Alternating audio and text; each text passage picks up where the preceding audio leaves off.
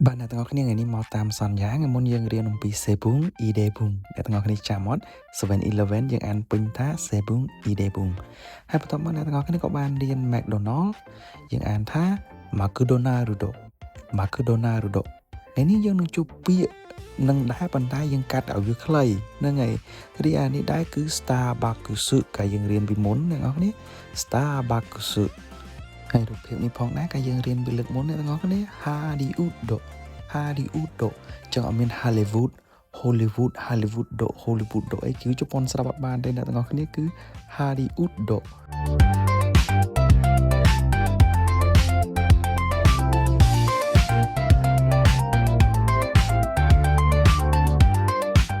បាទជំរាបសួរនិងសួស្តីទៅកាន់អ្នកដែលកំពុងតែទស្សនាវីដេអូនេះទាំងអស់គ្នាជាពិសេសអ្នកដែលកំពុងតែរៀនភាសាជប៉ុន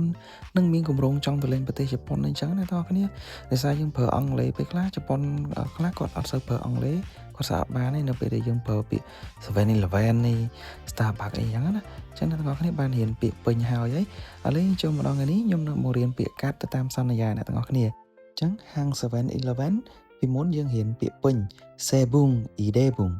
ចឹងយើងកាត់វាចេញកាត់អា3កន្ទុយក្រោយចេញនៅសល់តែ Sebung ចឹងដូចខ្មែរយើងដែរយើងហៅ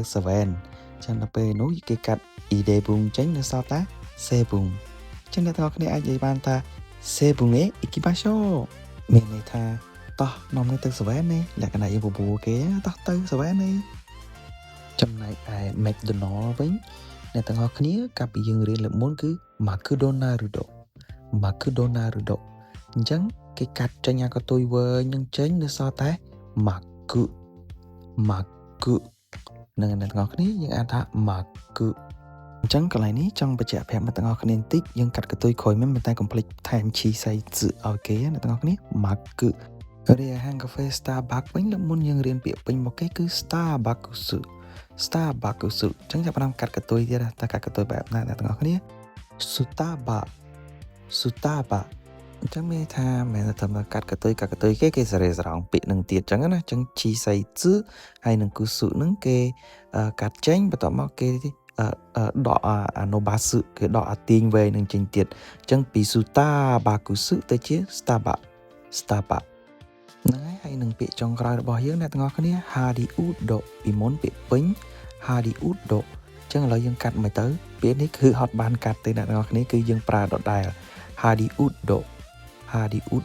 ប៉ុន្តែអ្នកទាំងអស់គ្នាវាចម្លែករឿងមួយកតាកាណាជាទូទៅគឺយើងអត់មានទៅសេជា kanji ទេមិន hiragana បានមាន kanji ប៉ុន្តែគេបានយកពាក្យHollywood ហ្នឹង Hollywood ហ្នឹងយកទៅបកប្រែខ្មែរយើងវាថាព្រៃដ៏ពិសិដ្ឋអីចឹងណាហ្នឹងហើយអញ្ចឹងគេបកថាគេសរសេរថា shading ដល់ពេល shading ទៅអត្ថន័យវាថាព្រៃដ៏ពិសិដ្ឋអីចឹងទៅ